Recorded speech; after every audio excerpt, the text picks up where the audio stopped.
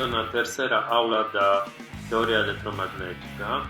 Estamos aqui revisando relatividade restrita.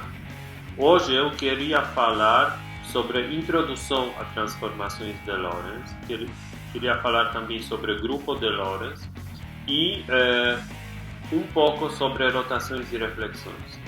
As transformações de Lorentz discutidas de maneira mais profunda, em particular a forma delas explícita, serão abordadas na próxima aula. Então, transformações de Lorentz são transformações que substituem a transformação clássica. Lembramos que transformação clássica é incompatível com eletromagnetismo. Ela é incompatível no seguinte sentido: a transformação clássica aplicada a equações de Maxwell, ela estraga essas equações, ou seja, o resultado de aplicação dessa transformação no conjunto das equações de Maxwell não é conjunto das equações de Maxwell, é outra coisa. Então, fisicamente, isso não é esperado. Isso era um dos principais problemas que levam Einstein à procura por outro tipo de transformação. Isso é um problema que deu a origem à teoria de relatividade restrita. Aqui nessa aula eu vou discutir transformações de Lorentz como transformações de coordenadas. Em várias áreas de física, como por exemplo em física de partículas, é mais importante discutir transformações ativas. Isso é, transformações que mapeam quadrivetores em quadrivetores. Por exemplo, uma transformação ativa atuando num quadrivetor nulo, quadrivetor de momento linear de uma partícula, associa com esse quadrimomento um outro quadrimomento que não seja nulo, e assim partícula, como resultado de transformação, partícula encontra-se em movimento. Esse tipo de transformação é uma transformação chamada boost, por exemplo. Agora, na nossa aula, vamos principalmente abordar transformações passivas. Isso significa que vamos descrever uma situação física olhando de ponto de vista de diferentes referenciais. Assim, eu vou introduzir aqui nomenclatura. Então, eu posso sempre introduzir algumas coordenadas, que eu vou chamar coordenadas velhas, e, utilizando esse conjunto de coordenadas, eu posso, com qualquer evento, posso associar os coordenadas que descrevem a posição dele no espaço. Esse desenho é um desenho auxiliar. Ele é desenhado como se fosse no espaço bidimensional, mas ele pretende simbolizar um desenho quadridimensional.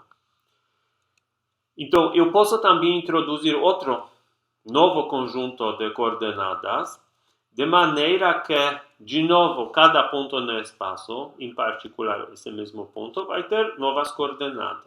Ou seja, a mudança de coordenadas significa que eu não posso perder nenhuma informação sobre isso. Então, a transformação deve ser reversível. Aí eu posso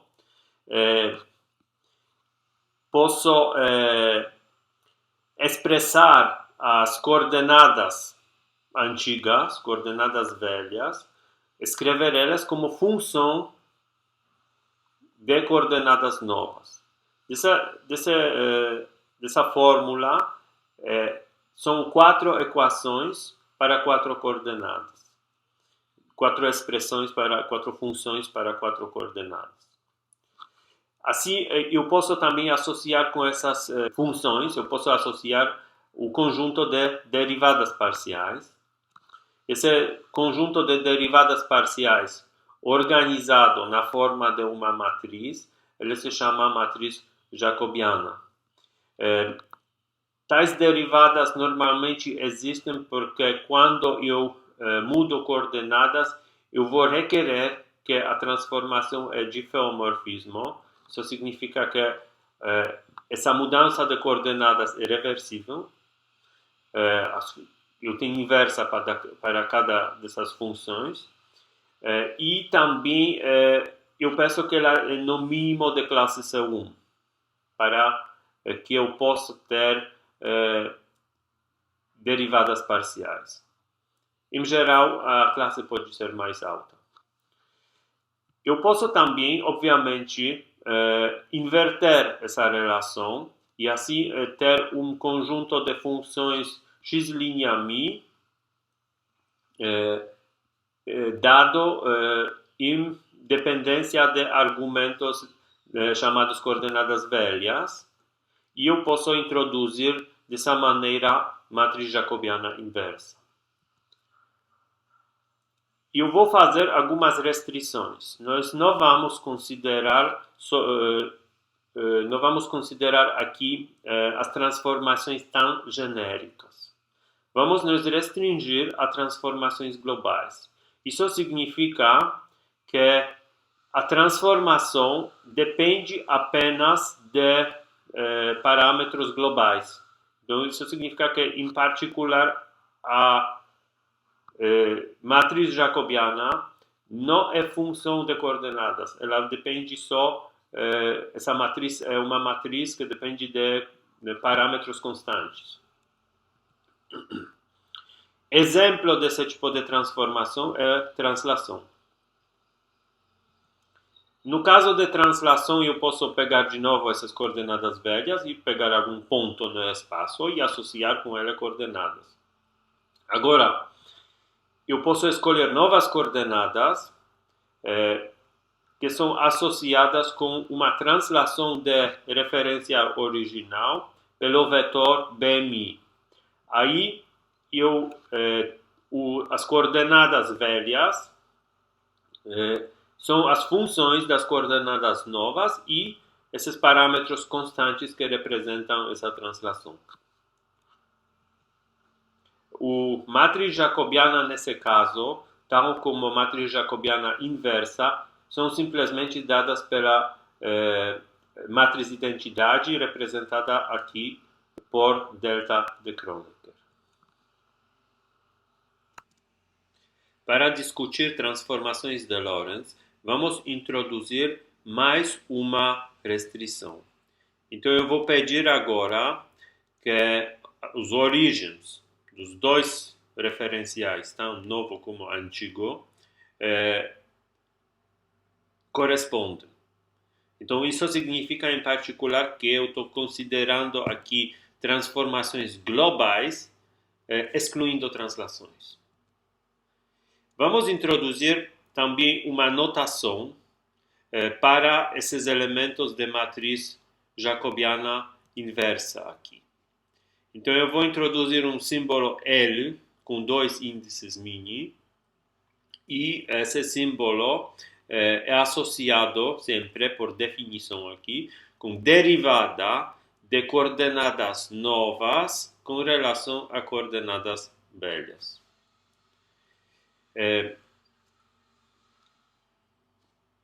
As transformações de Lorentz aqui, elas me permitem expressar componentes de um quadrivetor dadas em coordenadas velhas e associar com esses componentes em referencial novo, que eu posso chamar S' aqui. Lembramos aqui que dx ni, por definição, aqui formam componentes de um quadrivetor, porque nós introduzimos a estrutura de quadrivetores, introduzimos a estrutura de espaço vetorial, introduzindo o modelo de espaço-tempo tratado aqui como espaço afim. Então, de uma certa maneira, qualquer vetor da posição, por definição, é um quadrivetor. Eu posso escrever agora essa fórmula na forma explícita. Então, aquela somatória MI, ela tem 4 elementos. Então, eu tenho aqui 4 expressões, para cada Mi, uma expressão. Então, existe uma possibilidade de escrever isso na forma conveniente, que é a forma matricial. Eu posso introduzir uma matriz tal que elementos dessa matriz são associados com elementos com uma dessas derivadas. Então, basicamente, isso é nada mais do que a minha matriz jacobiana inversa.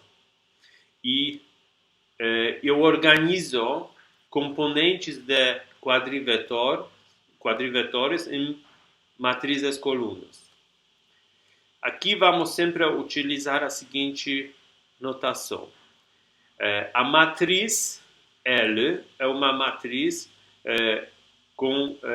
onde primeiro índice, observam, esses índices não são escritos um embaixo do outro. Um índice é sempre afastado. Então, o primeiro índice sempre vai me representar nessa notação número de linha da matriz. E o segundo índice vai me descrever número de coluna. E essa expressão eu vou chamar aqui L chapéu, isso me representa a matriz de Lorentz. Agora vamos selecionar um grupo de transformações, daquelas transformações globais, que tem essa propriedade que preserva a velocidade da luz. Sabemos que essa condição que a velocidade da luz tem valor nominal em todos os referenciais, pode ser traduzida numa condição geométrica, que é invariância de intervalo. O intervalo infinitesimal pode ser escrito em umas coordenadas cartesianas na seguinte forma. A mesma coisa pode ser feita no novo referencial. Agora, cada dessas expressões pode ser transformada um pouco, escrevendo ela como contração de componentes de quadrivetor infinitesimal com tensor métrico de Minkowski, com componentes de tensor métrico de Minkowski. Aí no lado esquerdo temos expressão desse tipo. A mesma expressão quase idêntica tem no lado direito. A única diferença é que coordenadas aqui temos coordenadas novas em vez de coordenadas velhas. Agora, sabemos que coordenadas novas estão relacionadas com coordenadas velhas pela transformação de coordenadas. Então, eu posso substituir dx' utilizando aquelas componentes dessas matrizes L, componentes de matriz jacobiana inversa, e escrever isso dessa forma. Posso ainda reorganizar um pouco de termos, porque tem somatórias aqui, então isso é totalmente equivalente a essa expressão. Na sequência, eu observo que como essa igualdade entre o lado esquerdo e o lado direito deve ser satisfeita para qualquer quadrivetor infinitesimal, então, de fato, eu tenho uma condição algébrica que devem satisfazer as matrizes L. Então, essa condição seleciona transformações de Lorentz. De todas as transformações globais, ela vai selecionar subconjunto dessas transformações, e essas transformações que satisfazem essa condição, elas são aquelas que preservam a velocidade da luz. Agora, tensor métrico de Minkowski, ele tem 4 vezes 4, 16 componentes. Utilizando outras coordenadas, por exemplo, algumas combinações lineares das coordenadas espaciais e temporais, eu posso sempre preencher alguns zeros aqui. O que importa realmente é o número de independentes componentes desse tensor. Ou seja, esse número são 10 componentes, porque tensor é real e ainda ele é simétrico. Então, temos apenas 10 componentes independentes. Isso significa que essa condição que está escrita aqui são, na verdade, 10 equações linearmente independentes. Ou seja, resolvendo essas 10 equações, eu elimino da matriz que tem 16 entradas aqui, eu elimino 10 entradas. Então, eu posso eliminar aqui 10 parâmetros. Então, sobram-me 6 parâmetros livres aqui. Essas transformações que obedecem essa condição são chamadas transformações de Lorentz. Elas foram descobertas por Henrik Anton Lorentz. Na sequência, vamos utilizar um pouco mais transformação matricial, porque é mais fácil manipular com algumas propriedades de transformações de Lorentz, utilizando justamente notação matricial. Em primeiro lugar, vamos introduzir matriz transposta. Então, matriz transposta é nada mais do que transposição de matriz dada aqui. Então, onde tinha L01, agora tem L10. O que acontece? Matriz transposta, eu vou de novo escrever, ela tem primeiro índice dessa matriz transposta é número de linha e segundo é número de coluna. Então, por exemplo, na posição 0, 1, aqui, eu tenho elemento 1, 0. Então, tecnicamente, isso é equivalente a trocar os valores desses índices no L. Agora, eu posso reescrever essa condição agora na forma matricial. Por enquanto, eu não fiz nada, só passei um símbolo aqui para o lado direito, mas isso é totalmente permitido, porque eu estou trabalhando com somatórias aqui. Agora vou escrever essa expressão como matriz transposta. Eta também vou escrever como uma matriz e L vou escrever como uma matriz. Então eu posso, todas essas duas somatórias que aparecem aqui, eu posso escrever como produto de 3 matrizes. Ou seja, temos que obedecer sempre aqui regra número de linha, número de coluna. Número de linha, número de coluna. Número de linha, número de coluna. Então, quando trabalhamos com produto matricial, sempre aqui tem que ser coluna com linha, coluna com linha. Essa expressão ainda pode ser, ela é escrita como eu tenho aqui produto de 3 matrizes, então essa expressão pode ser escrita como matriz que é dada pelo produto dos 3 matrizes. Então, isso é um elemento dessa matriz, elemento com alfa e beta selecionado. Então, aqui eu estou me referindo a esse elemento. Então, eu tenho uma expressão aqui, equivalente a essa condição aqui, uma condição que me descreve, que seleciona matrizes de Lorentz, e essa condição está aqui na forma matricial. Ainda vale a pena lembrar que esse tipo de condição, ele seleciona grupo ortogonal indefinido. Sabemos que condição para a matriz ortogonal seria LTL igual 1. Só que no caso quando essa matriz aqui dentro não é proporcional à matriz de identidade, eu não posso simplesmente sair com essa eta.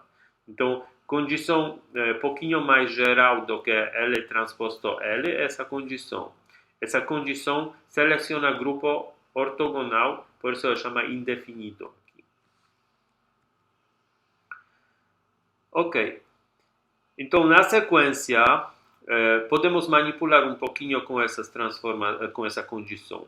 Se eu multiplicar do lado esquerdo essa condição por matriz de Lorentz, tensor métrico inverso, ou melhor dizer, matriz de componentes, matriz inversa a tensor métrico. Então, daqui eu vou ter esse tipo de expressão. No lado direito, eta menos 1 cancela com eta, temos L. Agora, para que lado esquerdo seja igual ao lado direito, eu preciso que essa expressão que aparece aqui é simplesmente eta a menos 1. É matriz inversa a eta.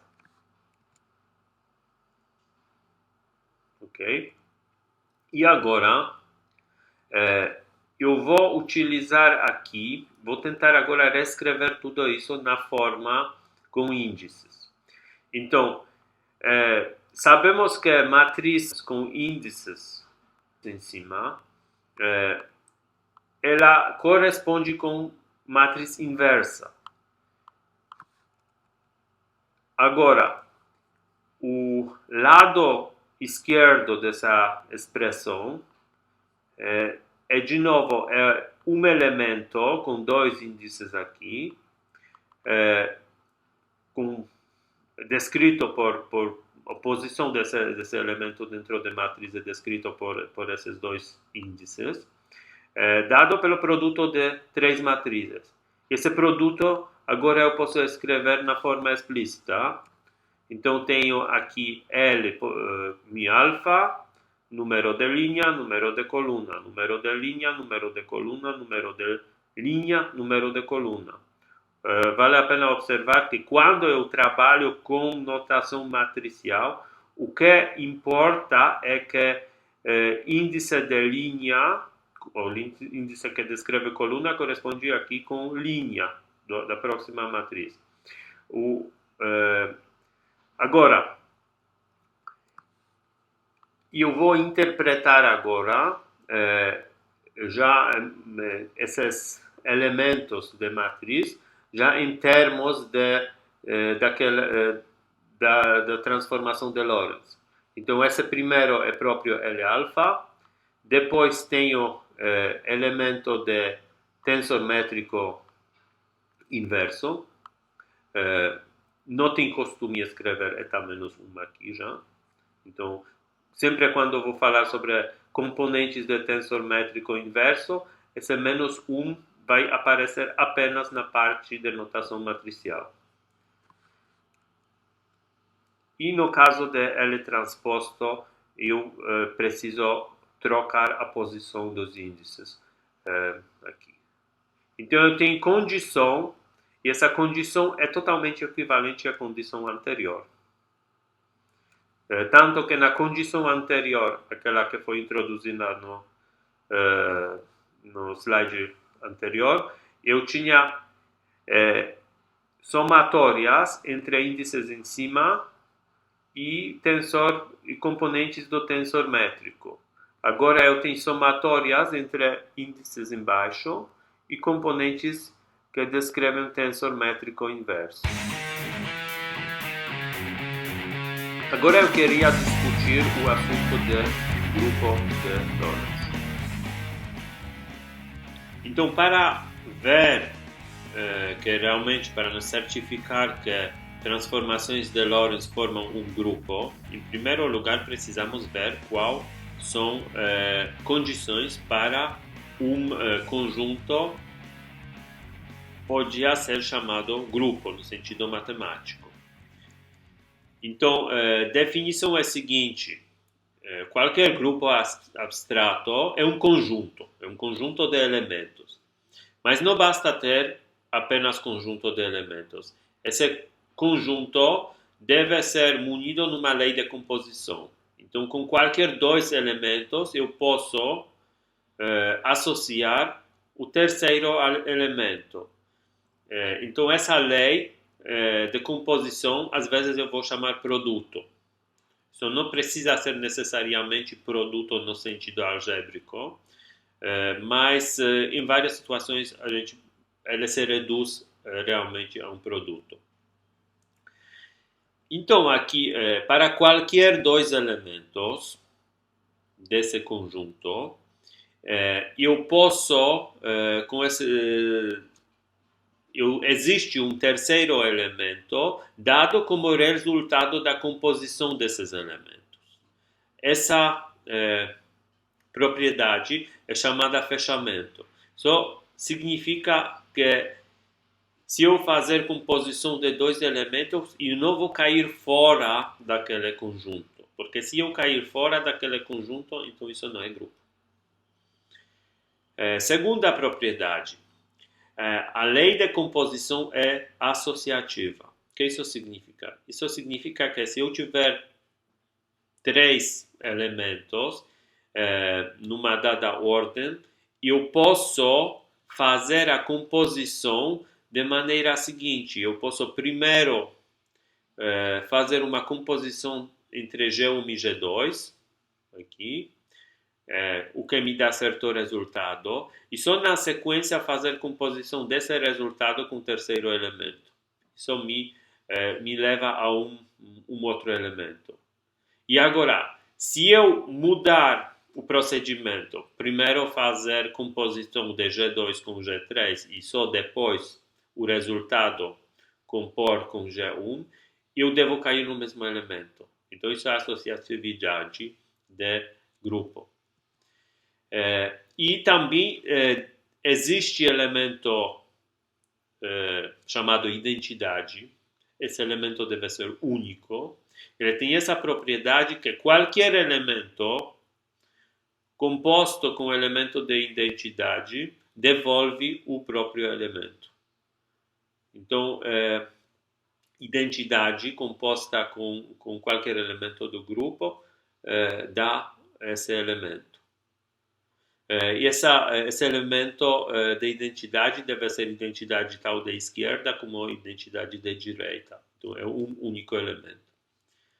E a última condição é que para qualquer elemento G de grupo deve existir um único elemento inverso, que eu chamo aqui G-1, e ele deve ser elemento inverso de esquerda ou elemento inverso de direita, tal que composto com elemento G, ele dá elemento chamado identidade aqui. Então, essas são básicas propriedades. Agora, o que nós precisamos fazer é testar que realmente transformações de Lorentz satisfazem essas propriedades. Então, vamos ver como a coisa fica no caso das transformações de Lorentz. Conferimos se transformações de Lorentz formam um grupo. A primeira coisa é teste de composição de transformações. Eu posso realizar, de novo, uma transformação de Lorentz, que eu chamo L1, de um referencial S para referencial S', e utilizando essa transformação, eu mapeio componentes de quadrivetor infinitesimal nos outros componentes. Os componentes dela no outro referencial. Mas eu posso prosseguir, posso pegar transformação L2 e fazer transformação para terceiro referencial. Então, para referencial S, duas linhas. Agora, essa transformação L2 eu posso compor com a primeira, porque no lugar de dx linha Ni, eu posso substituir esse resultado. Então, substituindo, eu tenho um produto de matrizes aqui, porque de novo tem linha, coluna. Então eu posso interpretar isso como produto de matrizes. Então é alguma matriz terceira, L3 aqui. Então, lei de composição de transformações de Lorentz, ela se reduz a produto entre matrizes de Lorentz. Então, produto de duas matrizes de Lorentz é sempre matriz de Lorentz. Portanto, eu tenho aqui, tenho regra que é de composição, então eu nunca saio daquele conjunto de matrizes de Lorentz. Sempre fazendo transformação a outro referencial, ou fazendo uma composição de transformações consecutivas, isso é equivalente a uma transformação de referencial original a referencial final. Ou seja, eu posso fazer mais que isso, mais transformações, mais etapas disso. Agora, associatividade. Uma vez sabendo que eu posso modelar esse produto por produto matricial, eu tenho associatividade. Como produto de matrizes associativo, eu tenho associatividade no caso de composição de transformações de Lorentz. Temos mais duas condições. Então, temos elemento neutro, que é matriz de identidade. Então, esse elemento é representado aqui por uma matriz 4x4, identidade. Tal elemento sempre existe. É fácil verificar que isso é uma transformação de Lorentz. Ela satisfaz simplesmente aquela condição. Então, isso transposto vezes eta, vezes isso, dá eta, obviamente. E elemento inverso. No caso do elemento inverso, eu posso de novo traduzir isso na linguagem das matrizes. Isso significa o seguinte: se eu tiver matriz de Lorentz, eu preciso encontrar uma matriz inversa a essa matriz. Ou seja, quando a matriz inversa existe? Quando o determinante de dada matriz é diferente de zero. Então, eu preciso me certificar que determinante de matriz de Lorentz é diferente de zero. Como eu faço isso? Eu, de novo, vou estudar aquela condição mais geral para transformações de Lorentz. Então, eu pego essa condição L transposto eta L é igual a eta e vou calcular determinante de dois lados. O que me dá simplesmente essa equação. Agora, determinante de produto de matrizes é produto dos determinantes de cada matriz. Então, eu vejo aqui que no lado tal esquerdo como no lado direito aparece determinante de eta. Aparece o mesmo número. E sabemos que determinante de tensor métrico é diferente de zero, porque tensor métrico tem sempre a inversa. Então, nesse caso, eu posso cancelar esse determinante. Outra coisa, determinante de matriz transposta e determinante da matriz dada são iguais. Então, dessa condição que me define transformações de Lorentz, eu tenho uma expressão que envolve determinante de matriz de Lorentz. Então, o quadrado desse determinante é 1. Ou seja, eu tenho determinante que pode ser mais ou menos 1, mas isso obviamente é diferente de zero. Então, eu tenho garantido que existe matriz inversa a dada matriz. Agora vou mostrar como calcular essa matriz sem muito esforço. Então, vamos pegar de novo essa condição. A única coisa que eu fiz aqui, eu escrevo o que estava no lado direito, eu escrevo no esquerdo eu escrevo no direito. Então, não fiz nada por enquanto. Multiplicamos agora do lado esquerdo por eta menos 1 e do lado direito por eta L menos 1. Agora temos garantia que tal L menos 1 existe. Então eu posso agora, tenho direito para multiplicar por esse elemento. Daqui eu tenho a seguinte coisa, se eu multiplico eta daqui dá 1, mas multiplicando do lado direito dá-me L menos 1 no lado esquerdo. Aqui me dá eta menos 1 L transposto eta, e esse L cancela com esse L menos 1 no lado direito. Então, aqui eu tenho expressão para matriz inversa de Lorentz. Aqui vale a pena observar que nós não precisamos, de fato, de maneira trabalhosa, inverter a matriz de Lorentz. Em geral, essas matrizes são bastante complexas. Agora, basta apenas pegar transposição da matriz, multiplicar por eta menos 1 do lado esquerdo por eta do lado direito, que aqui, numericamente, eles têm os mesmos componentes, eta e eta menos 1.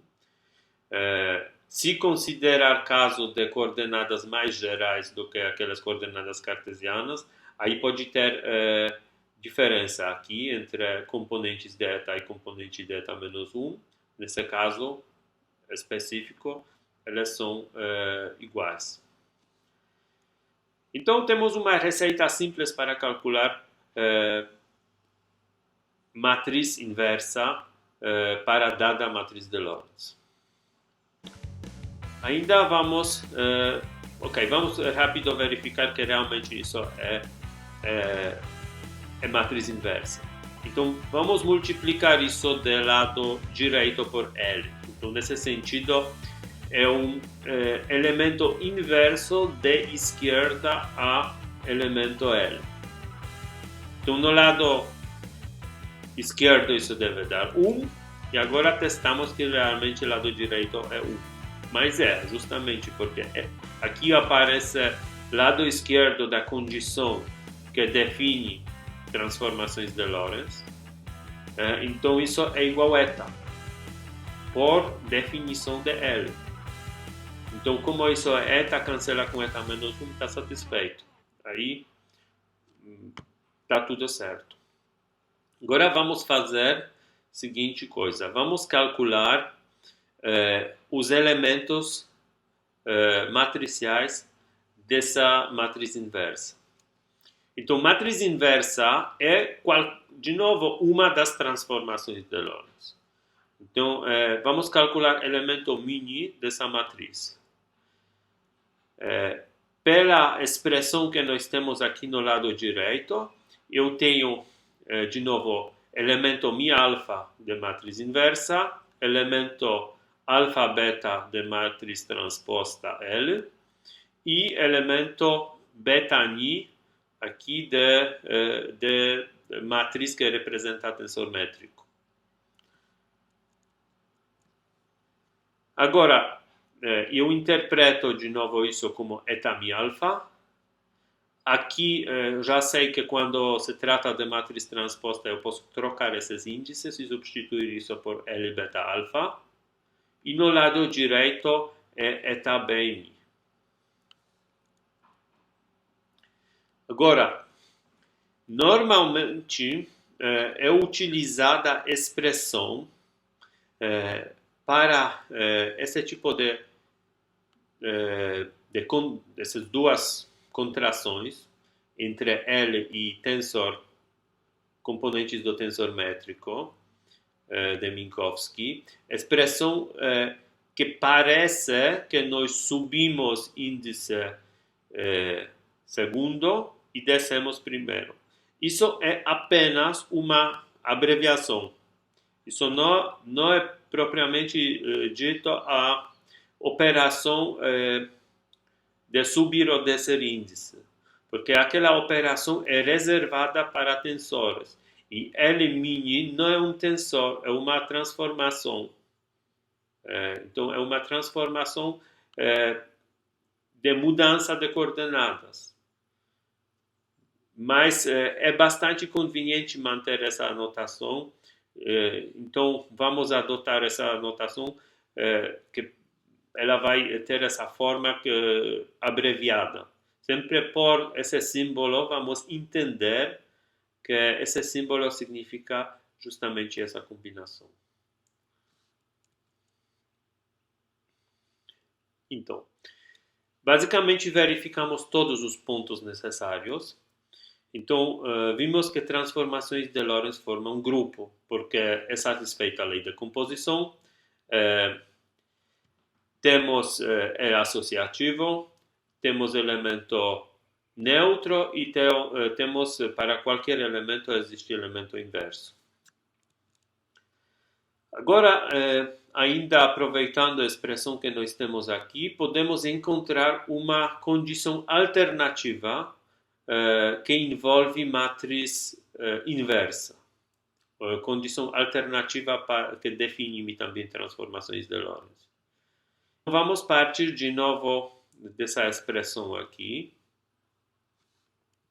Vamos multiplicar ela por L do lado esquerdo. Então, agora L menos 1 aparece aqui como inversa de direita do L. Então, no lado esquerdo, como isso por definição é inversa, tem identidade, matriz 4x4. E no lado direito, vamos ter L eta menos 1, L transposto eta. Agora, para ter lado esquerdo igual ao lado direito, essa expressão tem que ser igual a eta menos 1. Então, podemos daqui extrair essa condição. E agora vamos trabalhar em cima dessa condição. Multiplicando por L menos 1 do lado direito e por L transposto menos 1 do lado direito, eu transformo essa condição na seguinte condição. Eu tenho L menos 1 eta menos 1, desse lado tem L transposto eta menos 1, e do outro lado, aqui do lado direito, tem cancelamento 1 e outro cancelamento, então isso é eta menos 1.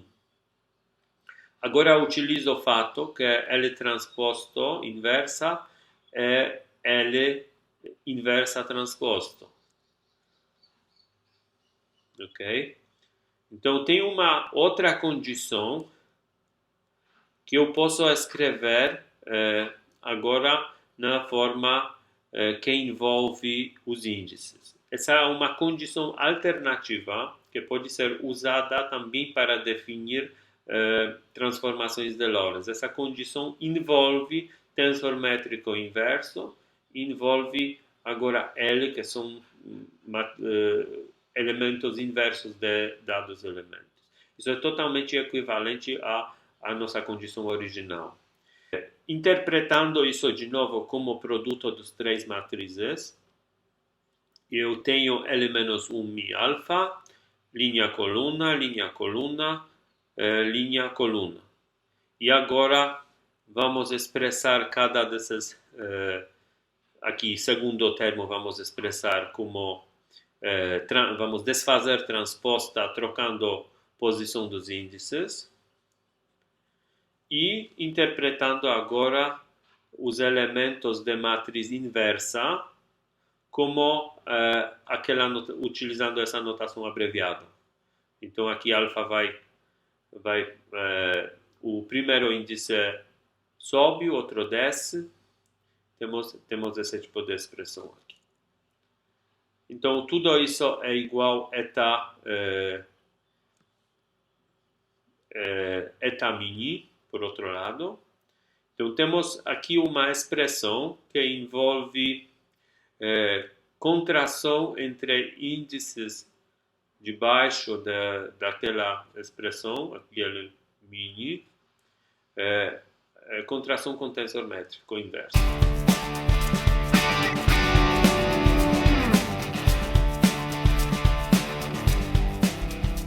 O próximo assunto é classificação de transformações de Lorentz. Acontece que eu posso utilizar o determinante da matriz de Lorentz e o sinal da componente L00 como dois parâmetros que me permitem fazer uma classificação de transformações bem genérica. Como o determinante da matriz L, quadrado dela é igual a 1, então eu tenho duas possibilidades para determinante, ou determinante é igual a 1 ou menos 1. Eu também posso observar a seguinte coisa: pegando a condição geral, eu fixo agora alfa beta igual a 0, então eu estou olhando apenas numa dessas equações, aqui. Então eu tenho essa expressão daqui, onde eta 0, 0 é simplesmente 1. Aqui escrevendo explicitamente a somatória e jogando uma parte no lado esquerdo, outra no lado direito, eu tenho L0, 0 ao quadrado, que é esse primeiro elemento, e S1, e passando aquela somatória que envolve índices espaciais, no lado direito, eu tenho aqui a expressão para quadrado de L0, 0. Agora podemos observar que essa expressão, aqui temos quadrados de elementos, portanto, isso não é negativo. Então, isso é maior ou igual de 1. Aí, eu tenho sempre duas possibilidades para sinal L0, 0. Ou ele é maior ou igual a 1, ou menor ou igual de menos 1. Aqui vou, numa linha, vou só organizar na forma de uma tabela. Aqui temos sinais, na verdade não sinais, mas valores de L0, 0. Poderia equivalente usar sinais. E tem determinante.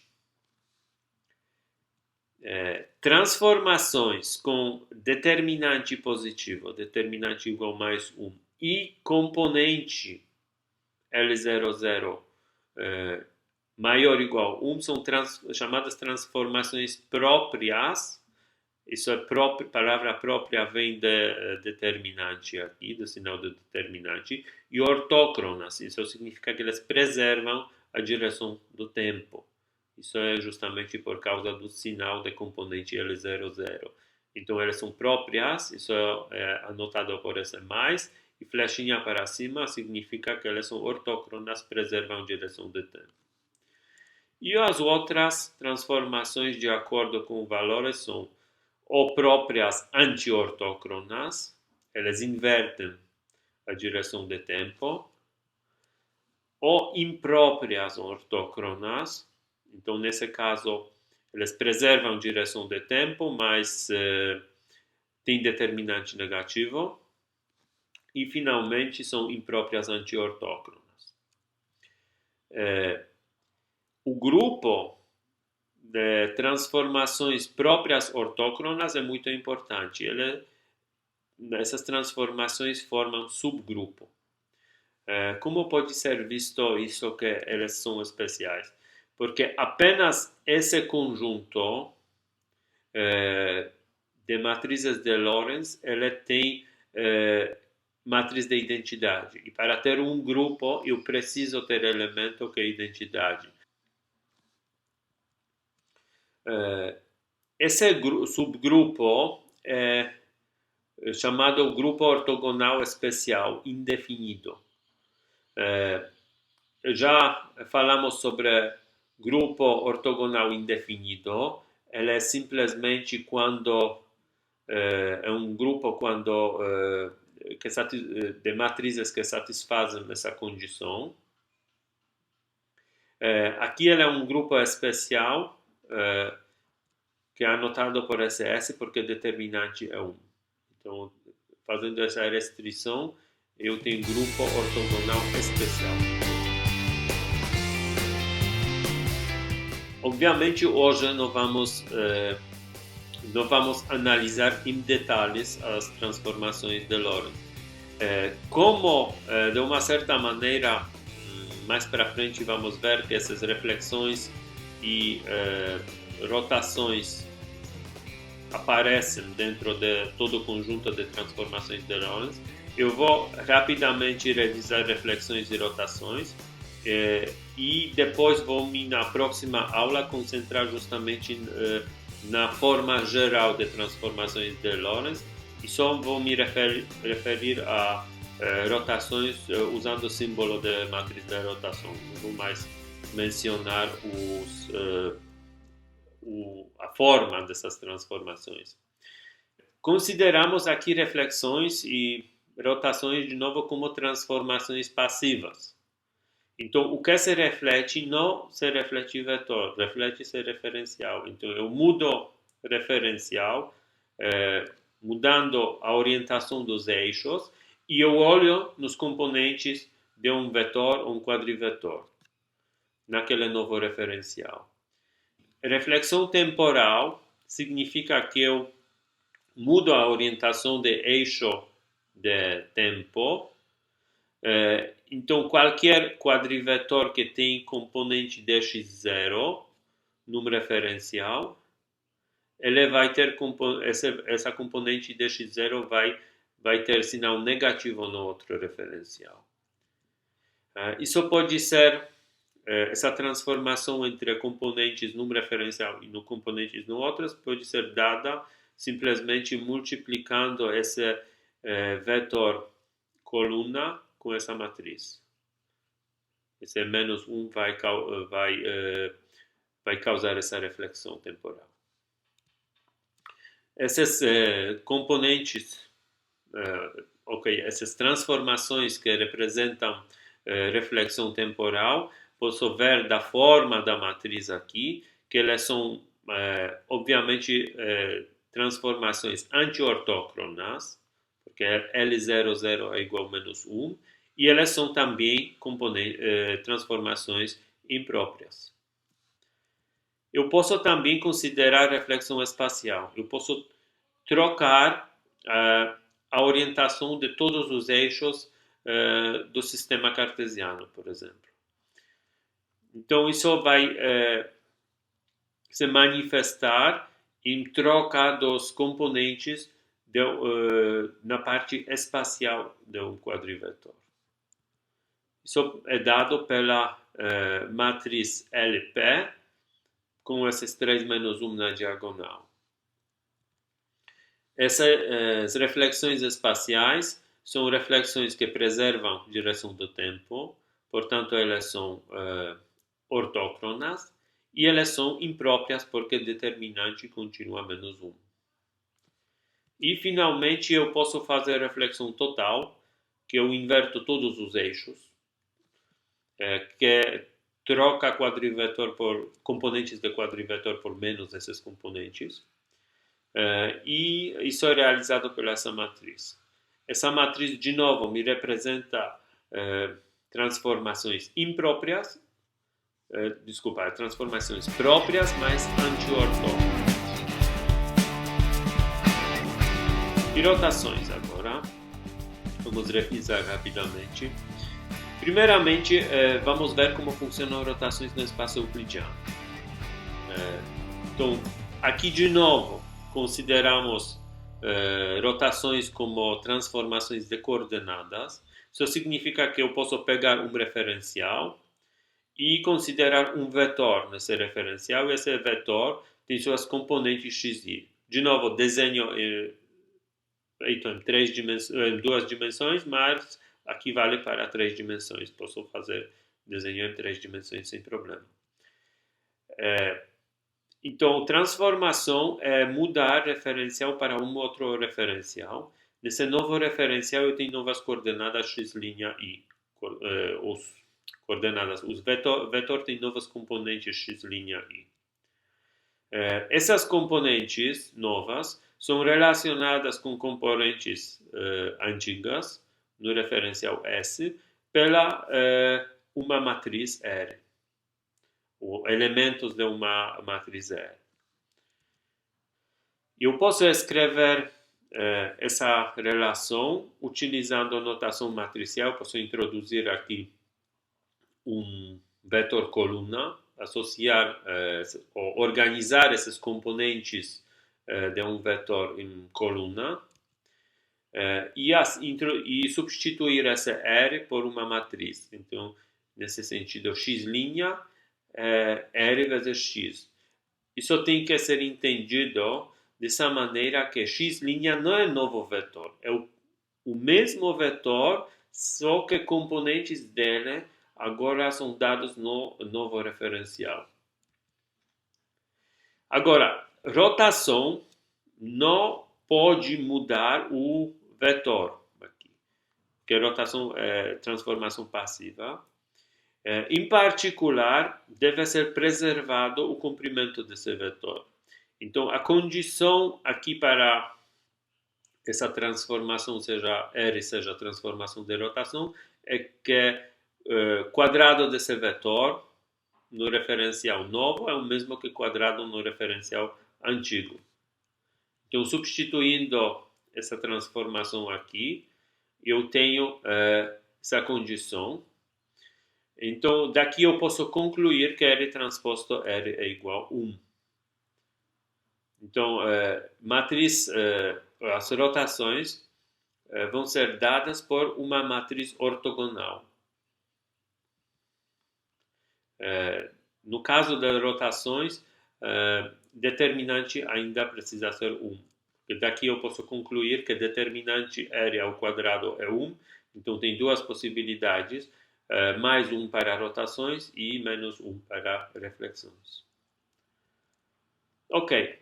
Agora eu queria ver como eu posso considerar rotações num formalismo de matrizes 4x4. Então, no formalismo de matrizes de Lorentz. Então, quando se trata de espaço-tempo, eu posso testar a ideia que uma matriz de Lorentz, que de uma certa maneira vai englobar rotações, ela pode ser procurada nessa forma. Ela deve ter uma forma tal que aqui o elemento L00 é 1 e naquele bloco 3x3 tem matriz de rotação. Ou seja, essa matriz, se eu olhar nela, ela vai satisfazer minha condição que é determinante de L, a mesma coisa que determinante de R é mais 1, e se não L00 é 1. Então, nesse contexto, isso seria a matriz própria ortócrona.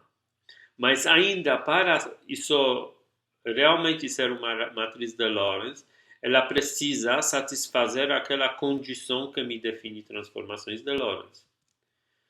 Então, eu vou inserir essa matriz nessa condição e vou testar. Então, tem esse produto de três matrizes. Por outro lado, isso deve ser a matriz associada com tensor de Minkowski, com componentes de tensor de Minkowski. E agora eu vejo, aqui dá para até multiplicar na cabeça, a conta é muito simples. Esse bloco, esse bloco S e S, dá R, menos R transposto R.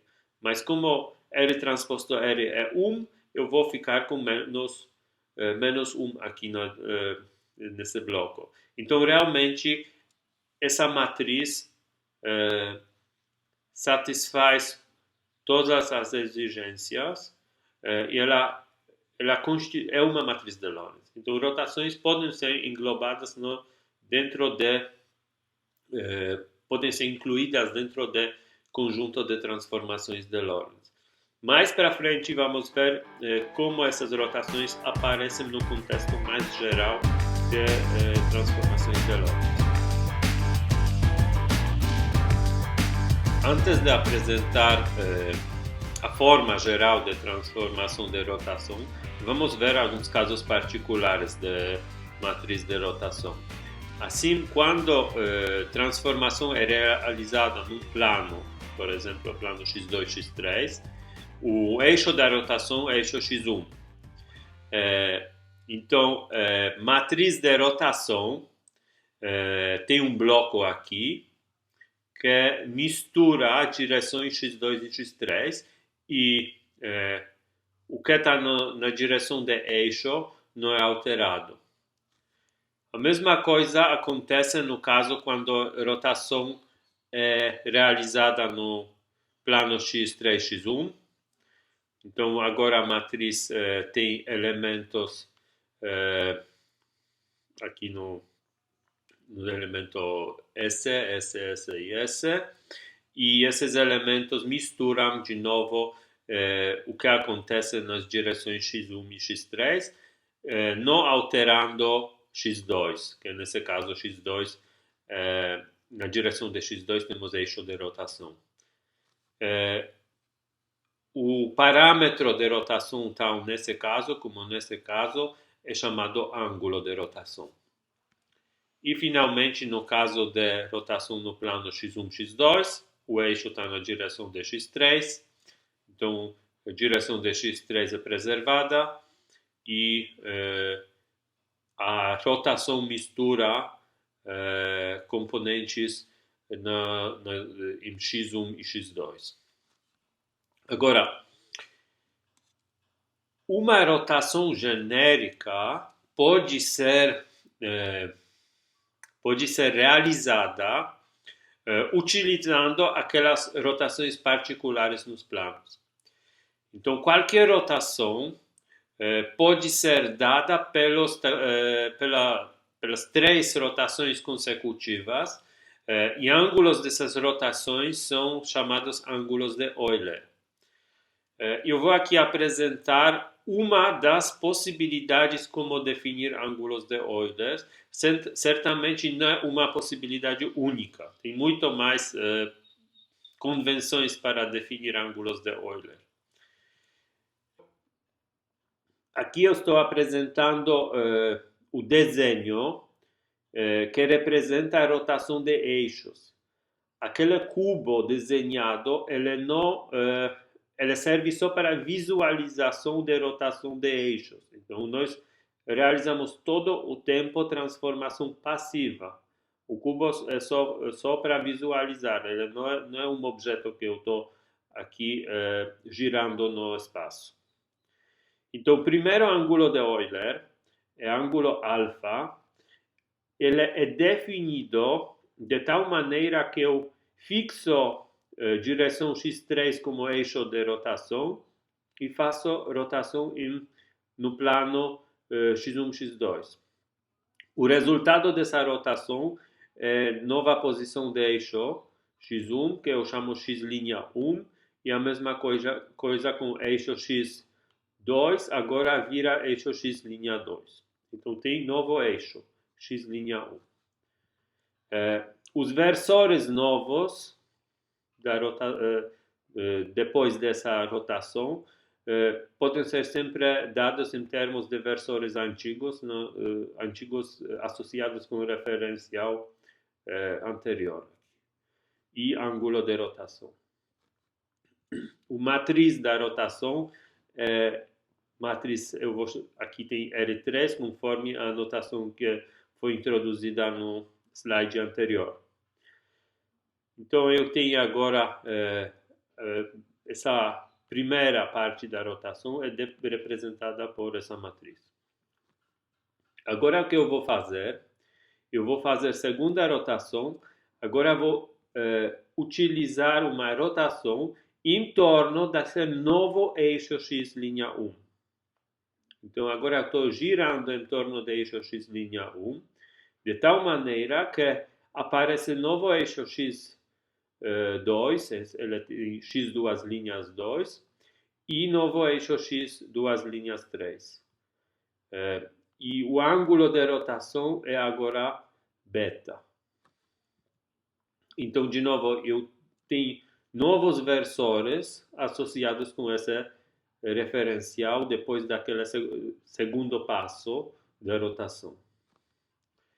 E posso introduzir uma matriz que representa esse pedaço da rotação.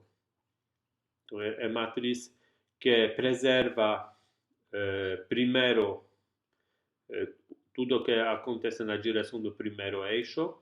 Então, ela tem esse bloco aqui. E terceira etapa é rotação em torno de eixo x, de novo, x 2 linhas 3. Então, x 3 linhas 3 é justamente o mesmo eixo. E eu girando esse referencial, eu transformo eixo x, duas linhas 1 em novo eixo, x3 linhas 1 e a mesma coisa para x2. E ângulo de rotação é gama. Então, formalmente, isso é associado de novo com matriz R3, só que com diferente parâmetro de rotação. Agora, eu faço isso como uma composição de rotações. Então, essa composição de rotações é dada pelo produto dos três matrizes. Então, primeira coisa que eu fiz fiz uma rotação de ângulo alfa utilizando matriz R3. Depois, rotação ângulo beta, matriz R1. E, finalmente, rotação ângulo gama, matriz R3 de novo. O resultado é esse. Então, a rotação genérica, que envolve três ângulos de Euler, alfa, beta, gama, ela é bastante complexa. Então, qualquer rotação pode ser reduzida a três rotações consecutivas, que compostas elas dão essa matriz. Finalmente, eu posso escrever qualquer vetor agora. Eu posso escrever numa base inicial antes de realizar a rotação e base final depois de realizar essas três rotações consecutivas. Então, esses são componentes é o mesmo vetor, mas em bases diferentes. Portanto, componentes desse vetor são diferentes em bases diferentes. Então, essa componente x, aqui ela é dada por matriz da rotação genérica aqui, com três ângulos de Euler. Eu posso calcular esses componentes a partir dos componentes no referencial original, usando a matriz de rotação. No caso de vetores da base nova, eu também posso calcular isso utilizando vetores da base velha e elementos da matriz de rotação inversa, que é R transposto. A mesma coisa pode ser escrita na forma matricial, que talvez é até mais simples. Então, vetor x eu posso organizar versores da base em forma de uma matriz linha e componentes desse vetor em matriz coluna. Então, o produto deles me dá x. Esse vetor eu posso escrever agora inserindo aqui R transposto R, que é 1, e dividindo essa expressão em R, essa coluna, e essa linha vezes esse R transposto, que eu interpreto como novos versores de base e novas componentes. Então, basicamente, isso é tudo que eu tenho a dizer na aula de hoje. Nós apenas revisamos algumas propriedades genéricas de transformações de Lorentz. Eu aqui mencionei algumas propriedades características de rotações e reflexões, mas a análise realmente mais aprofundada de transformações de Lorentz será dada na próxima aula.